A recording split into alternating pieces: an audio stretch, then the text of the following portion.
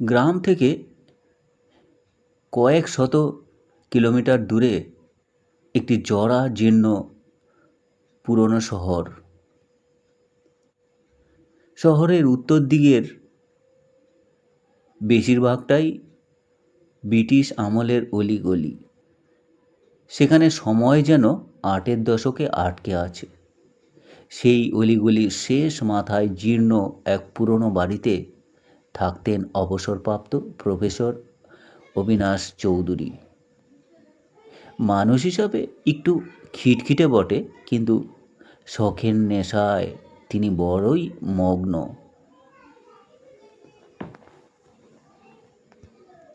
প্রাচীন দুর্লভ জিনিসের প্রতি তার প্রবল আকর্ষণ।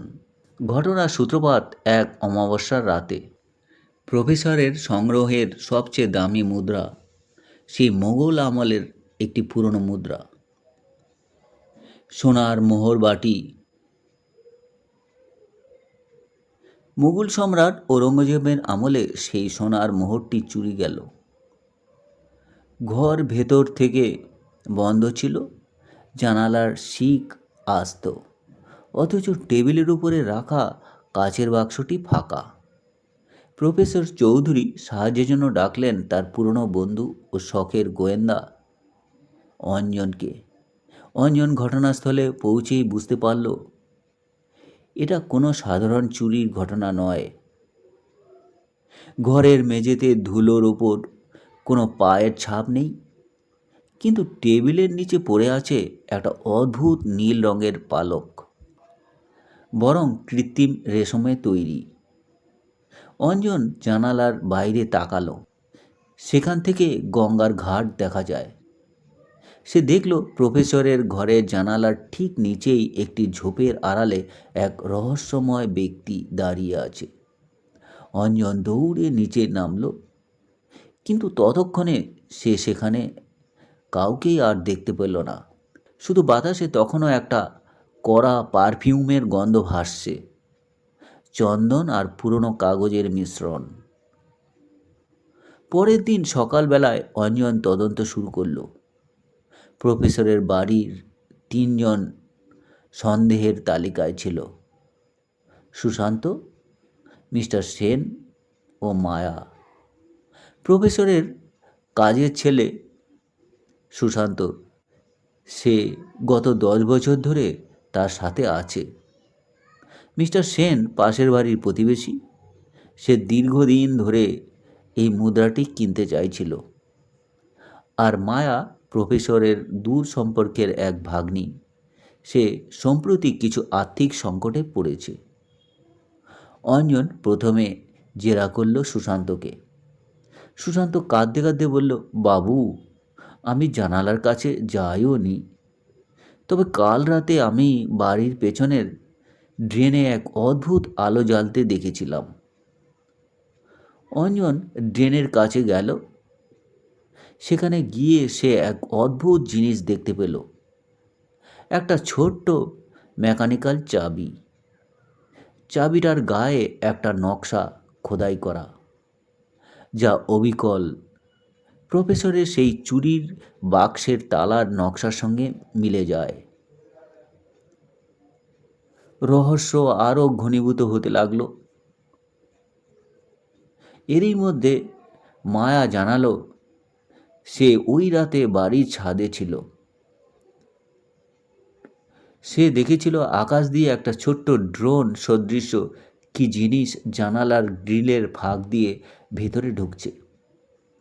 কিন্তু ড্রোনটি এতই ছোট যে সে বুঝতে পারেনি সেটি কার। অঞ্জন এবার মিস্টার সেনের বাড়িতে গেল। ড্রয়িং রুমে বসে কথা বলার সময় অঞ্জনের নজরে গেল মিস্টার সেনের টেবিলের ওপর রাখা একটা ছোট্ট ফুলদানির দিকে। সেখানে রাখা একটা কৃত্রিম ফুল, যার একটা পাপড়ি নীল। অঞ্জন এক পলকে চিনতে পারল প্রফেসরের ঘরে সেই নীল পালকটি এই কৃত্রিম ফুল থেকেই তৈরি হয়েছে। অঞ্জন শান্ত স্বরে বলল, মিস্টার সেন, এই মুদ্রাটি কি আপনি ব্যক্তিগত সংগ্রহের জন্য চুরি করেছেন, নাকি এর পেছনে অন্য কোনো মাফিয়া চক্র কাজ করছে? মিস্টার সেন প্রথমে অস্বীকার করলেও অঞ্জন যখন পকেট থেকে সেই মেকানিক্যাল চাবিটি বের করল, তখন মিস্টার সেনের মুখ ফ্যাকাশে হয়ে উঠল। সে স্বীকার করল সে একা নয়, এক আন্তর্জাতিক চোরাচালানি চক্রের সাথে সে জড়িত। তারা প্রফেসরের ঘরের জানালা দিয়ে অত্যন্ত সূক্ষ্ম একটি ড্রোন পাঠিয়েছিল এবং একটি চৌম্বকীয় হাত দিয়ে মুদ্রাটি টেনে নিয়েছিল। সেই নীল পালকটি ড্রোনের সুরক্ষার জন্য লাগানো ছিল। অঞ্জন জানত মুদ্রাটি এখনও মিস্টার সেনের কাছে নেই। সে চক্রের বাকি সদস্যদের কাছে মুদ্রাটি পৌঁছে দেওয়ার জন্য অপেক্ষা করছে। অঞ্জন পুলিশকে খবর না দিয়ে নিজেই ফাঁদ পাতল। সে মিস্টার সেনের ফোনের ট্র্যাকার ব্যবহার করে পৌঁছে গেল গঙ্গার ঘাটের কাছে এক পরিত্যক্ত গুদামে। সেখানে দেখল এক অন্ধকারের মধ্যে দুই ব্যক্তি মুদ্রাটির লেনদেন করছে। অঞ্জন হঠাৎ টর্চের আলো ফেলে চিৎকার করে উঠল। চক্রের সদস্যরা হতভম্ব হয়ে গেল। অঞ্জন কোনো অস্ত্রের সাহায্য না নিয়েই তার বুদ্ধিমত্তাকে কাজে লাগিয়ে গুদামের একটি ইলেকট্রিক প্যানেল শর্ট সার্কিট করে দিল। পুরো এলাকা অন্ধকার হয়ে গেল, কিন্তু অঞ্জন ঠিকই বুঝতে পারল মুদ্রাটি কার হাতে। ধস্তাধস্তির এক পর্যায়ে মুদ্রাটি হাত থেকে পড়ে গঙ্গার জলে পড়ার ঠিক আগে অঞ্জন সেটিকে লুফে নিল। পুলিশ ঠিক সময়েই এসে হাজির হলো। মুদ্রাটি আবার তার মালিকের কাছে ফিরে গেল। প্রফেসর চৌধুরীর মুখে তখন তৃপ্তির হাসি। অঞ্জন তখন বাড়ি ফিরছিল। তখন তার মনে হলো পৃথিবীতে চুরি যাওয়া জিনিস ফিরে পাওয়া সহজ, কিন্তু মানুষের বিশ্বাস আর সততা হারিয়ে গেলে তা আর কখনোই খুঁজে পাওয়া যায় না। গঙ্গার ওপর দিয়ে ভোরে সূর্য উঠছে। উত্তর কলকাতার অলিগলি আবার জেগে উঠেছে তার আপন ছন্দে। মুদ্রাটি কেবল এক টুকরো সোনা ছিল না, এটি ছিল সময়ের এক সাক্ষী, এবং সেই সাক্ষী আজ আবার নিজের সঠিক স্থানে ফিরে এসেছে। নিস্তব্ধ রাতের সেই অদ্ভুত নীল পালকের রহস্যকে চিরতরে মুছে ফেলে। এটাই কি শেষ? না, রহস্যের দুনিয়ায় শেষ বলে কিছু নেই, শুধু অপেক্ষা পরবর্তী কোনো অজানা ঘটনার।